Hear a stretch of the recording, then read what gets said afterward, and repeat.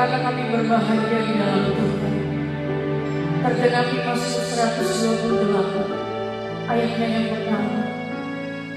Berbahagialah setiap orang yang takut akan Tuhan, yang hidup menurut jalan yang ditunjukkan. Dan hari ini ketika kami menaikkan pujian di hadapan Tuhan, kami sedang berkata-kata berseru kepada Tuhan. Kami berserah diri kepadamu Bapa pada saat ini, di waktu ini, di kesempatan ini. Kami datang sebagai umat Tuhan yang berdoa, merendahkan diri, mencari wajah Tuhan, yang berbalik dari jalan-jalan yang jahat. Tuhan mendengar dari surga, bahkan Tuhan memulihkan negeri kami. Dan hari ini kami sebagai umat-Mu senantiasa diingatkan oleh firman Tuhan yang akan kami baca bersama-sama, kami renungkan. Berkati firman-Mu pada hari ini, Ibrani 4 ayat 12, firman Allah yang hidup, kuat, tajam, seperti pedang bermata dua, yang menusuk amat dalam, yang mampu memisahkan jiwa dan roh, sendi-sendi dan sumsum, bahkan pertimbangan pikiran hati manusia. Bahkan firman Allah membersihkan setiap hidup kami. Dan hari ini yang lemah dikuatkan melalui firman Tuhan, yang sakit disembuhkan ketika mendengarkan firman Tuhan, yang berbeban berat menerima kelegaan ketika mendengarkan firman Tuhan. Berkati kami semuanya, baik kami yang ada di gereja ini, bahkan umat-umat Tuhan yang mendengarkan melalui live streaming. Tutup bungkus kami dengan kuasa darah Yesus Kristus, agar perlindungan Tuhan sempurna bagi setiap kami.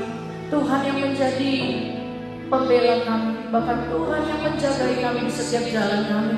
Kami berdoa pada saat ini mengikat, mematahkan, menghancurkan setiap kuasa-kuasa kegelapan, roh-roh jahat, pemerintah-pemerintah, penghulu-penghulu. Kami berkata di dalam nama Tuhan kami Yesus Kristus, Tuhan Yesus, Engkau melepaskan kami dari setiap kuasa-kuasa kegelapan. Terima kasih Bapa, terima kasih ya Tuhan. Kami percaya bahwa Roh Kudus terus berbicara kepada kami. Biar telinga kami mendengarkan suara Tuhan. Biar hari ini kami berkemenangan, yaitu hidup dalam setiap kebenaran firman Tuhan. Roh Kudus, Roh kebenaran, memimpin kami, mengajar kami dalam segala hal. Terima kasih Bapa, kami sambut firman Tuhan. Hanya di dalam nama Tuhan kami Yesus Kristus kami berdoa dan bersyukur. Bersama kita berkata, amin. Haleluya. Shalom. Saya percaya bahwa kita semua diberkati oleh Tuhan. Kita orang-orang yang mengalami Tuhan, sehingga kita selalu rindu kepada Tuhan. Kita mau lebih lagi dekat kepada Tuhan. Pada sore hari ini kita melihat firman Tuhan di dalam Matius pasalnya yang ke-6.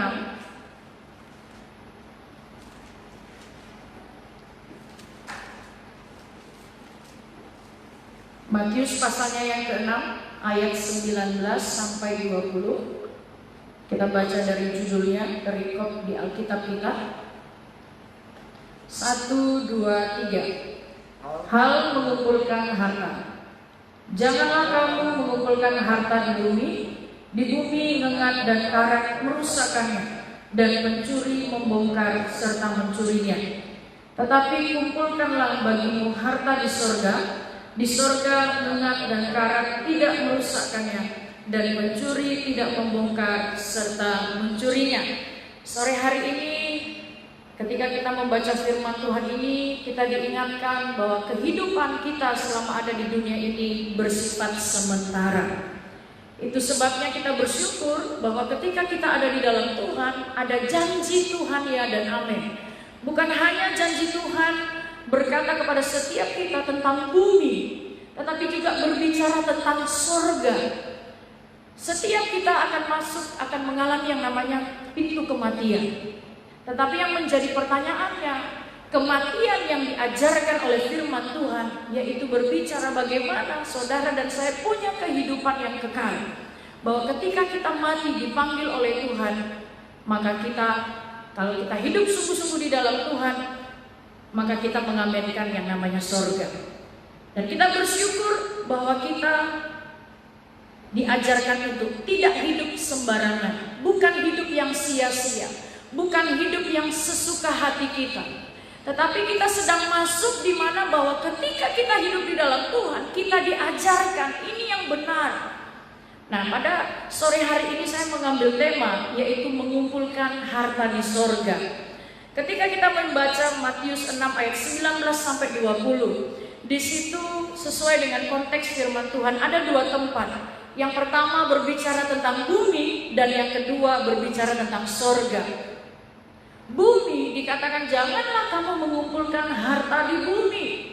Jadi Alkitab begitu sangat konsen sekali berbicara tentang bumi. Kenapa di bumi Bapak Ibu Saudara? Karena di bumi kita bersyukur bahwa kalau hari ini kita menerima berkat daripada Tuhan. Amin. Kita bersyukur. Kenapa? Karena berkat itu Tuhan percayakan kepada kita. Bukan hanya Tuhan percayakan, tapi benar-benar Tuhan memberikan kepada setiap kita tanggung jawab untuk kita mengelolanya. Tetapi firman Tuhan menjelaskan, dikatakan di bumi yang pertama itu ada ngengat, yang kedua ada karat merusakkannya, dan yang ketiga pencuri membongkar serta mencurinya. Ini yang dikatakan firman Tuhan ini kita bisa lihat dalam kehidupan kita sehari-hari. Yang namanya ngengat. Ngengat itu kita lihat kalau misalnya di dalam pakaian-pakaian yang bisa dibilang seperti rayap contohnya. Misalnya ada baju-baju, ada barang-barang tertentu yang sudah berpuluh-puluh tahun, sudah mungkin cukup lama waktunya tersimpan di dalam rumah kita. Dan ternyata itu benar sampai hari ini. Coba cek di dalam rumah kita sendiri. Ya, kalau ada ngengat, makanya itu sebabnya kita membersihkan rumah kita bersih, rumah kita artinya jauh daripada binatang-binatang ngengat ini. Lalu yang kedua yaitu karat. Perhatikan juga perabotan rumah tangga kita, ada karat-karat dan itu merusak Bapak Ibu Saudara. Lalu yang ketiga, ada pencuri. Jadi kalau harta di bumi ini gak heran kalau ada yang namanya pencuri, karena sudah tercatat dalam firman Tuhan. Dan pencuri itu membongkar, lalu dia curi Bapak Ibu Saudara. Nah, jadi apa yang dikatakan firman Tuhan, kita tidak konsen kepada mengumpulkan harta di bumi. Tapi yang kita mau fokuskan di sini yaitu ayatnya yang ke-20. Tetapi kumpulkanlah bagimu harta di sorga. Nah, posisi kita hari ini kita berada di bumi, tetapi kita sudah diajarkan tentang sorga. Kita sudah diinformasikan, kita sudah dikasih tahu, ini loh sorga, ini loh kehidupan yang kekal, ini loh ya jalan-jalannya Tuhan. Dikatakan mengenai sorga, ketika kita mengumpulkan harta di sorga, kebalikan daripada yang tadi. Di sorga itu tidak ada ngengat, di sorga itu tidak ada karat yang tidak ada karat, bahkan tidak ada pencuri. Kita sependapat bahwa ketika kita bernyanyi lagu bahwa ketika kita datang ke dunia kita tidak membawa apapun juga, bahkan saat kita kembali kepada Bapa kita di sorga kita pun tidak membawa apapun juga. Artinya apa yang ada di dunia ini itu sifatnya sementara. Jadi biarlah hati kita, hidup kita tidak condong kepada yang namanya harta di bumi. Puji Tuhan kalau Tuhan mempercayakan sampai hari ini. Nah, yang kita mau lebih dalam lagi gali firman Tuhan ini yaitu mengenai sorga. Yohanes 14 ayatnya yang ke-6 dikatakan bahwa Tuhan Yesus itu jalan, kebenaran, dan hidup. Dan tidak ada seorang pun yang datang kepada Bapa kalau tidak melalui yaitu siapa? Tuhan Yesus Kristus. Artinya Tuhan Yesus saat ini berada di sorga. Amin. Yohanes 14 katakan bahwa di mana Tuhan Yesus berada, di situ juga kita berada. Bahkan Tuhan menyediakan tempat bagi setiap kita. Jadi kalau dikatakan Tuhan baik, ya Tuhan baik. Kenapa? Tuhan tidak mau dirinya hanya masuk surga sendiri, tapi Dia mau bahwa setiap orang yang percaya sesuai dengan Yohanes 3 ayat 16 dikatakan karena begitu besar kasih Allah akan dunia ini sehingga Dia mengaruniakan anaknya yang tunggal supaya setiap orang yang percaya. Jadi orang yang ikut Tuhan Yesus itu harus dipastikan dulu dia percaya nggak sama Tuhan. Makanya ketika ditanya, Tuhan Yesus berkata kepada Thomas, Thomas minta bukti, Thomas minta tanda. Makanya Tuhan katakan berbahagialah orang yang tidak melihat namun percaya. Nah, kita adalah orang yang nggak melihat Tuhan, tetapi kita bisa percaya. Dan itu salah satu hal yang sangat luar biasa dalam hidup kita ketika seseorang percaya kepada Tuhan. Amin. Karena musuh-musuh iman, kekhawatiran, ketakutan, kebimbangan, Itu keraguan-raguan membuat orang gak bisa percaya sama Tuhan. Jadi kalau hari ini kita katakan Yesus Kristus adalah jalan, kebenaran dan hidup, kita harus percaya itu. Nah, dikatakan juga dalam Kisah Rasul 4 ayat 12 bahwa keselamatan itu tidak ada dalam siapapun juga di bawah kolong langit ini. Tidak ada nama lain. Perhatikan di sini. Tidak ada nama lain. Nama siapapun itu. Hanya nama Yesus Kristus yang mampu menyelamatkan setiap kita. Jadi Bapak Ibu Saudara-saudari terkasih dalam nama Tuhan Yesus, kita bersyukur bahwa saudara dan saya ada firman Tuhan, ada Tuhan Yesus yang hari ini menjadi contoh teladan bagi setiap kita, berbicara tentang sorga. Lalu apa ciri-ciri orang yang mengumpulkan harta di sorga? Harus ada ciri-cirinya, harus ada kriterianya, harus ada perbedaannya. Karena kalau kita melihat hari-hari ini orang hidup banyak sangat gampang sekali jatuh ke dalam dosa, terpengaruh dengan godaan, terpengaruh dengan dosa, terpengaruh dengan kejahatan, itu sangat cepat sekali. Tapi saya yakin dan percaya bahwa ketika kita katakan bahwa ya Tuhan, aku mau masuk surga, berarti kita mau sungguh-sungguh sama Tuhan. Berarti kita ambil keputusan sama Tuhan. Jadi ciri-ciri yang pertama, orang yang mengumpulkan harta di surga, yaitu orang yang bertobat. Kita membaca di dalam Lukas pasalnya yang ke-15. Lukas pasalnya yang ke-15, ayatnya yang ke-7. Kita baca bersama, 1, 2, 3. Aku berkata kepadamu, demikian juga akan ada sukacita di sorga karena satu orang berdosa yang bertobat, lebih daripada sukacita karena 99 orang benar yang tidak memerlukan pertobatan. Kita bersyukur kepada Tuhan karena Tuhan itu begitu mengasihi setiap orang yang berdosa. Ayat ini dikatakan bahwa karena satu orang berdosa yang bertobat. Jadi kalau ada satu orang berdosa yang bertobat, maka sukacitanya di mana? Di surga. Bahkan ketika kita pun melihat ada orang yang bertobat, ada orang yang sungguh-sungguh datang kepada Tuhan, ada orang yang datang beribadah yang dulunya mungkin tidak pernah beribadah, yang dulunya mungkin jauh daripada Tuhan, tapi ketika dia datang kepada Tuhan, dia beribadah di gereja ini, bahkan mungkin di gereja manapun dia beribadah, itu tandanya bahwa Bapak Ibu Saudara itu ada sukacita. Ada sukacita. Nah, jadi mari biarlah juga kalau dikatakan bertobat itu ada dalam hidup kita. Jadi kalau dikatakan ya aku mau masuk surga, harus ada bertobat. Nah, bertobat itu Bapak Ibu Saudara, Matius 3 ayatnya yang kedua dikatakan bertobatlah sebab kerajaan surga sudah dekat. Jadi surga, berbicara tentang surga itu adalah berbicara tentang bertobat. Bertobat di dalam segala hal, bertobat dari dosa, bertobat dari kejahatan, bertobat dari tingkah laku yang tidak benar. Ada jalan-jalan yang salah. Perhatikan, manusia kena kutuk, ular berjalan dengan perutnya. Bahkan Adam itu susah mendapat rezekinya, susah mencari pekerjaan. Wanita akan susah melahirkan, kesusahannya kubuat sangat banyak. Dan ini terjadi bukan hanya bagi orang Kristen, tapi bagi seluruh manusia yang ada di dunia ini. Bahkan Ulangan 28 ayat 15 sampai 46 itu semua berbicara tentang kutuk. Jadi itu sebabnya kita bersyukur bahwa saudara dan saya, kita semua bertobat di dalam Tuhan. Amin. Jadi kalau kita juga bertobat, kita harus menghasilkan buah pertobatan itu setiap hari, setiap saat. Matius 3 ayat 8. Jadi hasilkan buah yang sesuai dengan pertobatan. Jadi bertobat bukan hanya ketika kita berada di gereja ini, tetapi 24 jam dimanapun kita berada. Kita melihat contoh, ada satu contoh di dalam Alkitab. Bahkan kita lihat ya, dari semua tokoh-tokoh dalam Alkitab, ini adalah contoh-contoh orang yang bertobat. Zakeus bertobat, perempuan Samaria bertobat. Ya, siapa lagi yang bertobat? Daud bertobat. Semua bertobat, tokoh-tokoh di dalam Alkitab. Nah, kita melihat salah satu contoh yaitu tentang kisah hidupnya Paulus. Kisah Rasul pasalnya yang ke-9, itu judulnya dikatakan Saulus bertobat.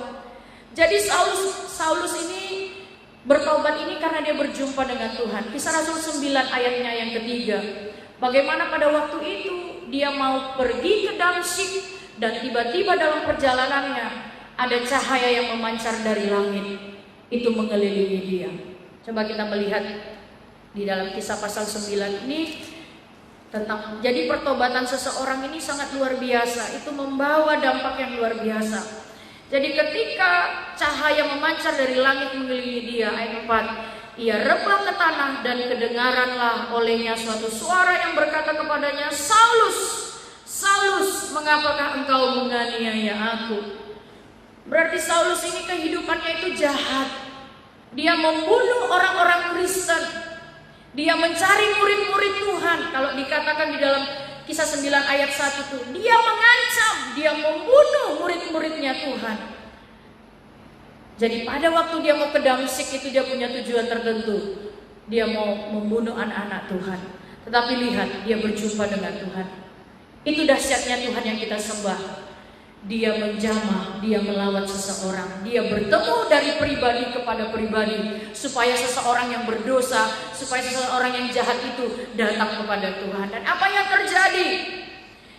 Lalu ada suara itu, lalu ayat 5, jawab Saulus, siapakah engkau Tuhan? Katanya, akulah Yesus yang kau aniaya itu. Lalu di ayatnya yang ke-9, 3 hari lamanya ia tidak dapat melihat dan 3 hari lamanya ia tidak makan dan minum. Ketika Saulus berjumpa dengan Tuhan, namanya Saulus sebelum dirubah oleh Tuhan menjadi Paulus. Ini perubahan yang luar biasa. Tuhan bukan hanya merubah hidupnya, tetapi Tuhan sampai merubah namanya. Tuhan merubah namanya dari Saulus menjadi Paulus. Dan dia tidak bisa makan dan dia tidak bisa minum 3 hari lamanya. Lalu di sini ada seorang murid Tuhan di ayatnya yang ke-10 bernama siapa? Ananias. Ananias datang ayat 10. Di Damsyik ada seorang murid Tuhan bernama Ananias. Firman Tuhan kepadanya dalam suatu penglihatan. Ananias, jawabnya, ini aku Tuhan.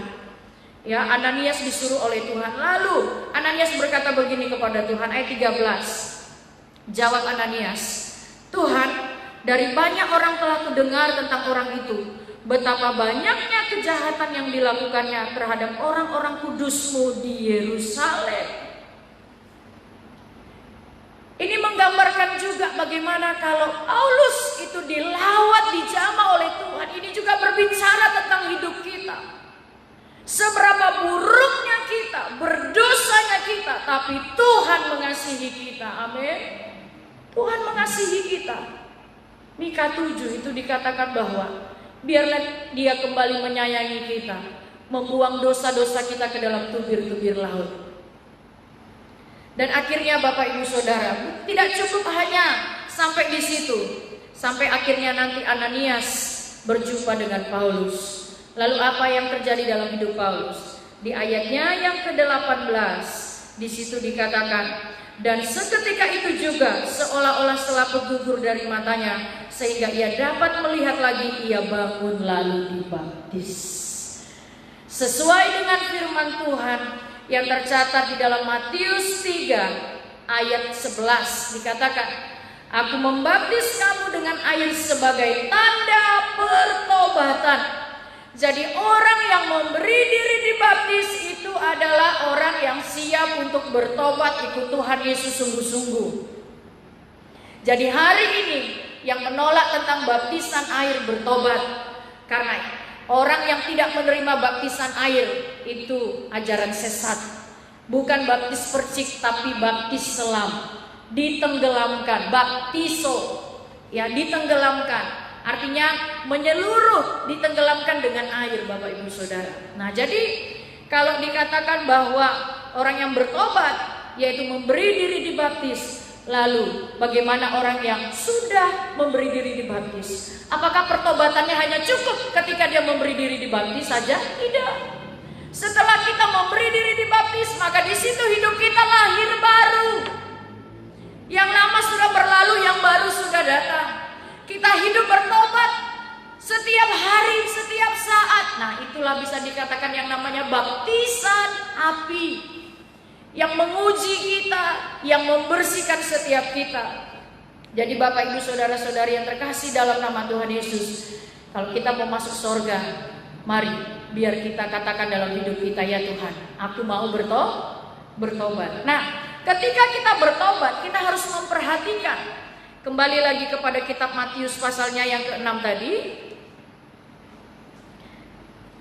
Ayatnya yang ke-21 dikatakan, karena di mana hartamu berada, di situ juga hatimu berada.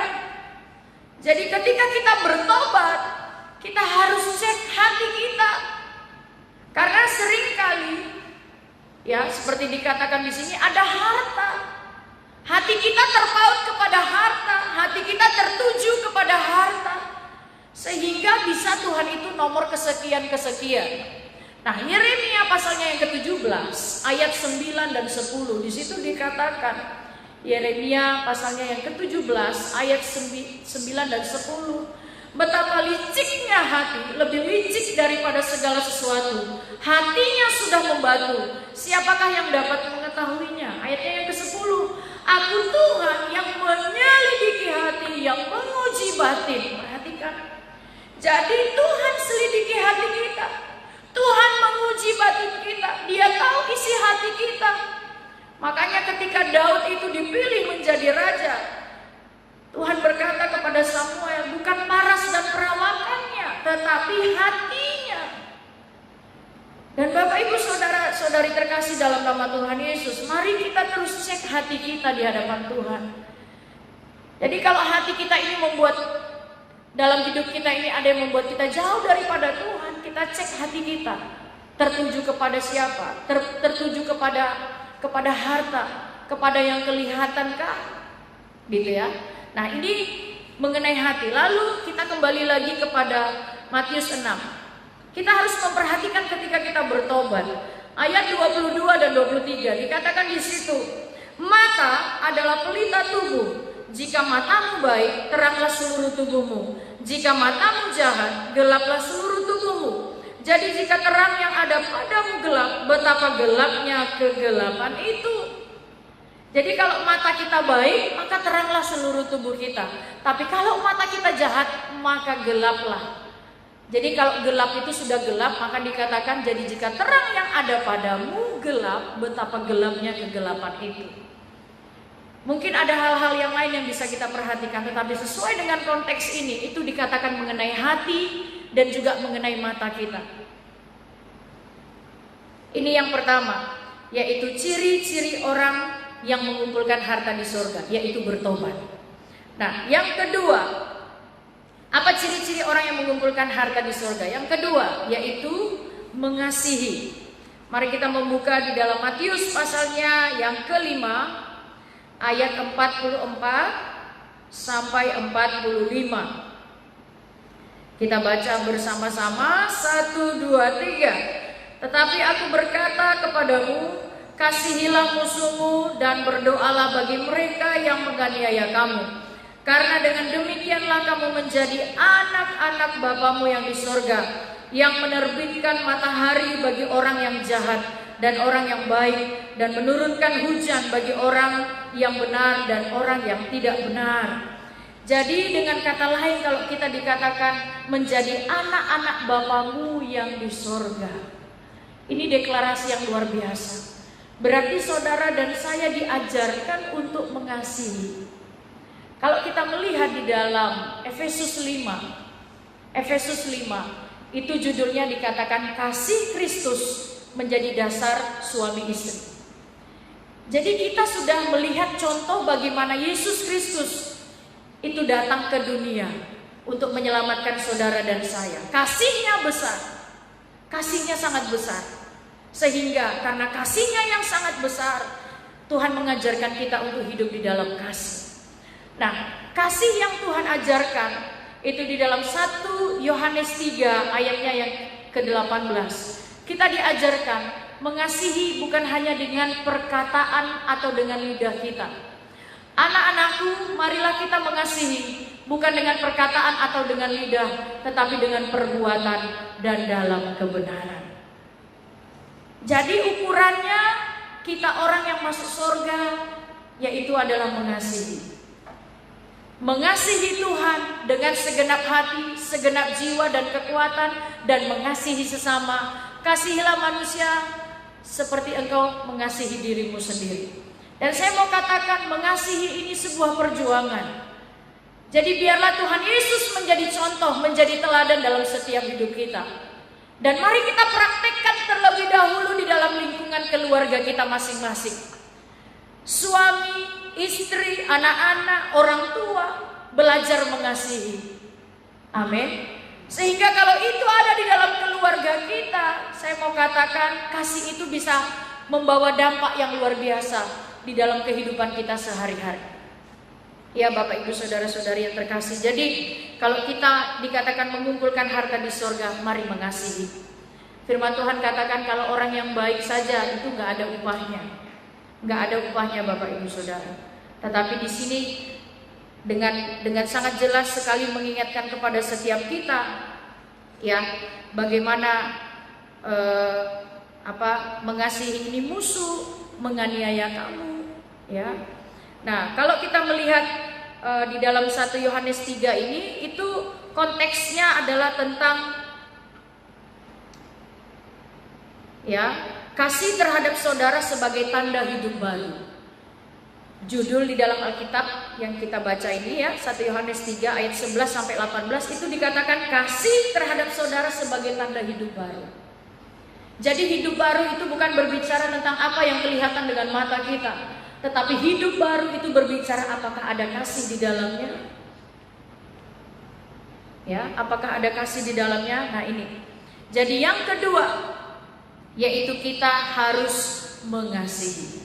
Amin. Nah, yang ketiga, kita melihat apa ciri-ciri orang yang mengumpulkan harta di surga. Yang ketiga, yaitu mengampuni. Kita membuka di dalam Matius pasalnya yang ke-6.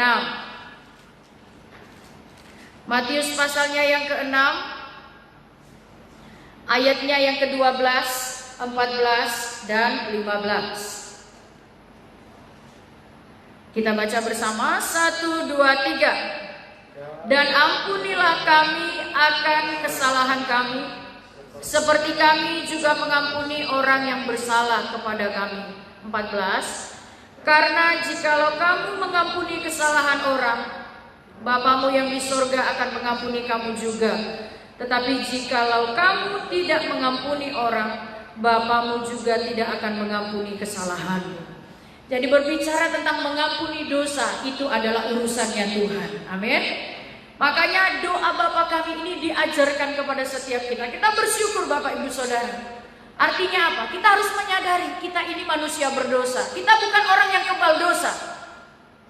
Kita orang yang berjuang untuk berkata tidak kepada dosa. Tidak kepada dosa. Karena saudara dan saya tidak diciptakan. Manusia pertama itu tidak diciptakan dari dosa.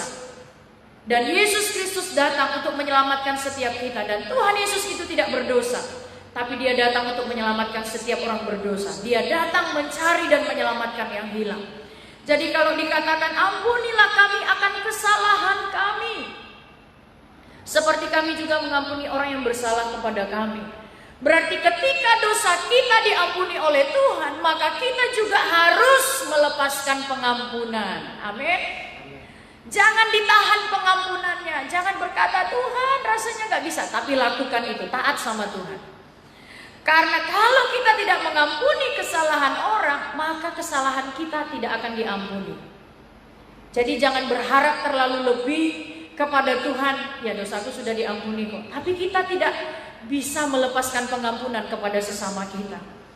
Nah, jadi Bapak Ibu Saudara, kalau di dalam Matius 18 ayatnya yang ke-22, ayat 21 kita baca terlebih dahulu. Di situ dikatakan, kita baca 1, 2, 3.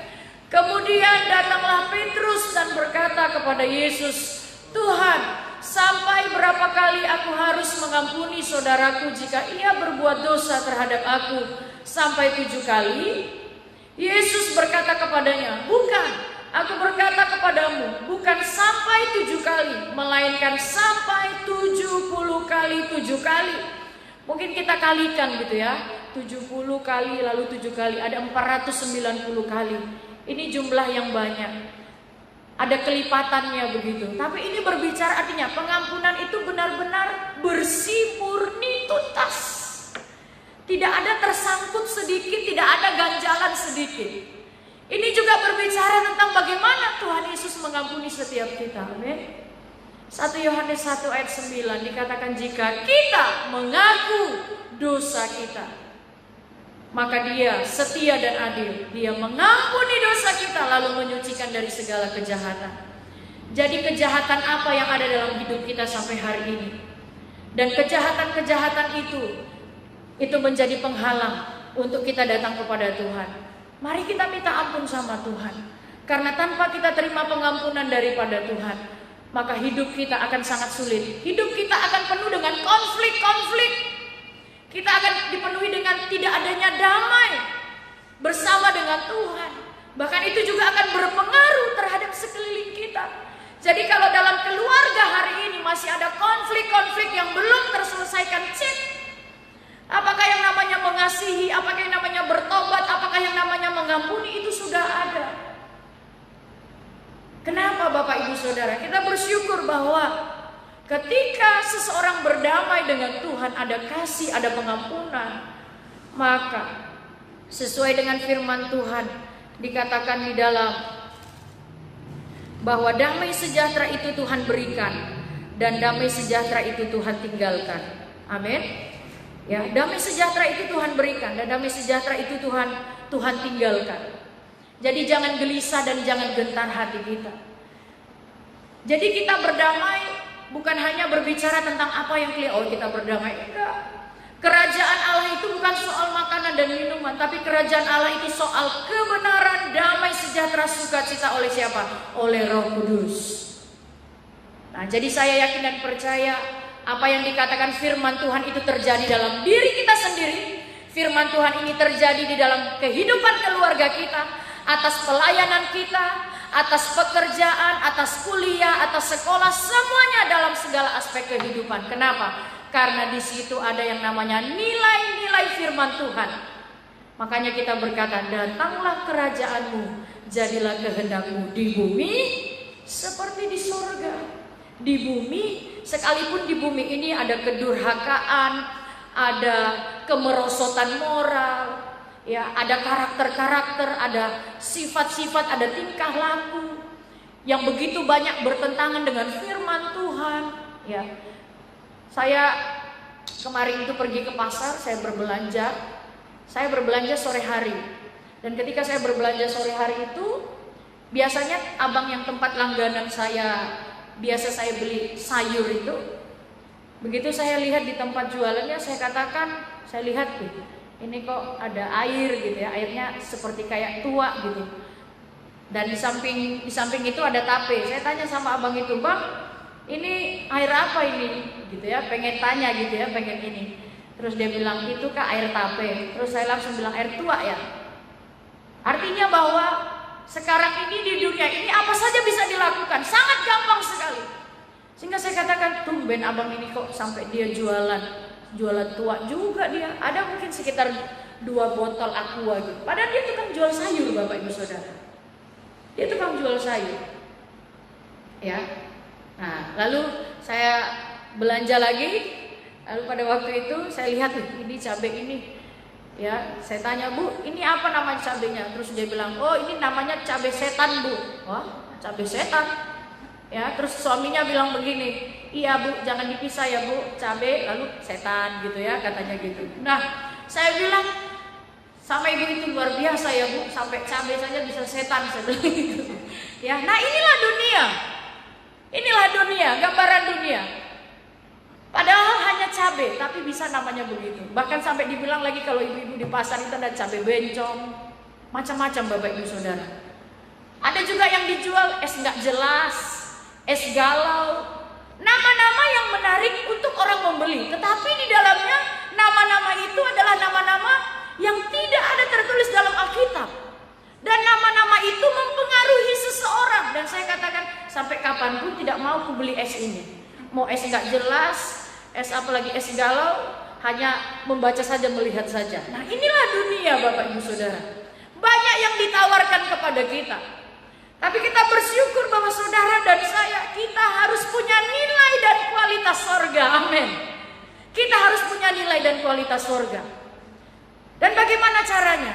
Marilah kita sungguh-sungguh membaca firman Tuhan, melihat firman Tuhan, merenungkan firman Tuhan. Mazmur 1 itu katakan apa? Kesukaannya. Kesukaan itu artinya apa? Hobi. Jadi biar hobi kita, kesukaan kita yaitu firman Tuhan. Amin. Kita baca firman Tuhan. Jadi kalau seandainya ada yang salah, ada yang nggak benar, Roh Kudus langsung bilang, itu nggak benar, itu nggak boleh, ini nggak bisa. Dan saya mau katakan sampai hari ini ikut Tuhan banyak alarmnya. Banyak alarmnya. Bunyi alarm ya. Walaupun alarmnya itu tidak seperti mungkin jam ataupun apa gitu ya, atau sirene atau apa. Tetapi ada Roh Kudus nih dalam hidup kita, ada Roh Allah nih dalam hidup kita. Karena tubuh kita ini bait Allah. 1 Korintus 3 ayat 16, 1 Korintus 6 ayat 19 sampai 20. Kita sudah dibeli dan harganya sudah lunas dibayar. Saya tanya ketika saya ngajar di KOM, saya katakan, mana lebih mahal? Darah atau uang? Mereka katakan darah. Ya benar, memang yang lebih mahal itu darah. Karena dalam darah ada nyawa. Perhatikan orang kalau sudah habis darahnya, maka itu tidak akan ada nyawanya. Uang bukan segalanya, tapi darah Yesus yang menyelamatkan saudara dan saya itu harus kita hargai. Amin. Harus kita hargai. Artinya apa? Tuhan sudah datang ke dunia, mengasihi kita, mengampuni kita. Biar kita ambil keputusan, ya Tuhan, aku mau hidup bertobat. Mari kita membaca di dalam Matius pasalnya yang ke-7, ayatnya yang ke-21.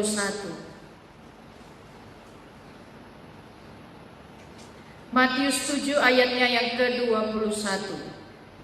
Kalau konteks daripada firman Tuhan ini judulnya di Alkitab dikatakan hal pengajaran yang sesat.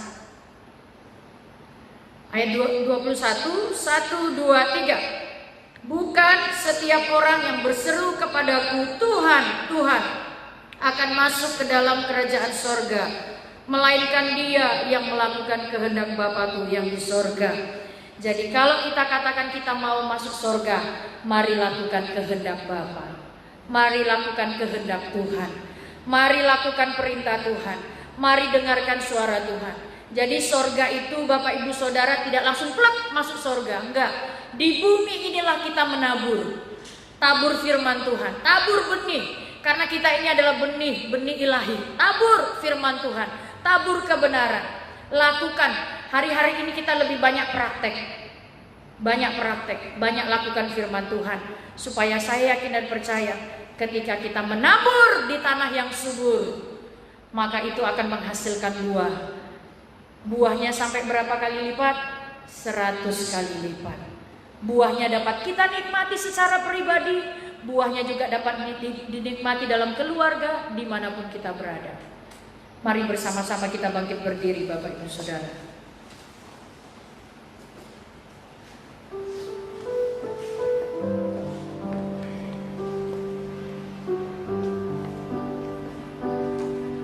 Maka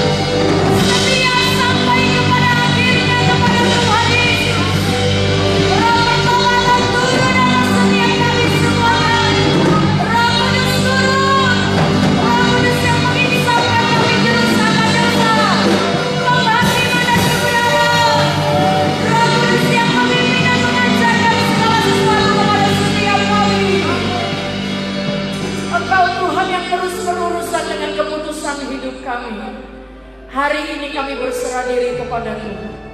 Berkati kami semuanya Tuhan, sehingga kami keluar sebagai pemenang. Kami mendeklarasikan firman Tuhan.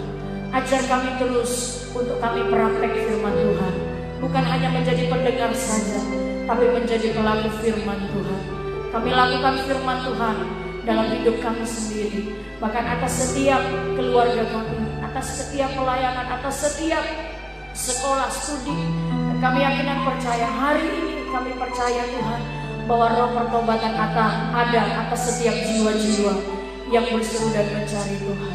Terima kasih Bapa, terima kasih ya Tuhan.